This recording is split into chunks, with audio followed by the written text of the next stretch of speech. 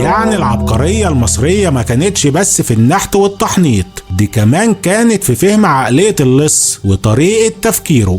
وهم كانوا عارفين ان اللص بيشتغل بسرعة ومش هيدي لنفسه فرصة لتضييع الوقت في متاهات مش هتوصله لحاجة. وتقنيات الإخفاء دي بتورينا إنهم كانوا بيعملوا حساب لكل خطوة، من أول زاوية الحيطة لحد نوع الحجارة اللي بتسد المدخل. لكن الغريب بقى، ورغم كل العبقرية في الإخفاء دي، فأغلب المقابر اتسرقت.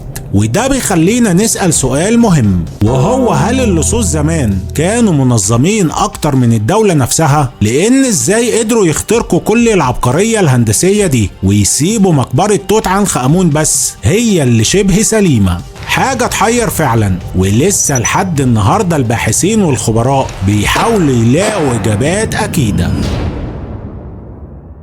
وانت بقى لو كنت مهندس الملك، فايه هي اقوى مصيدة كنت ممكن تحطها على مقبرته علشان تمنع سرقتها او دخولها للابد؟ قول لي رأيك في التعليقات. وطبعا ما تنساش تعمل لايك وتشترك في قناة كينج توت AI على يوتيوب وتفعل زر التنبيهات علشان توصلك كل القصص والألغاز الجديدة.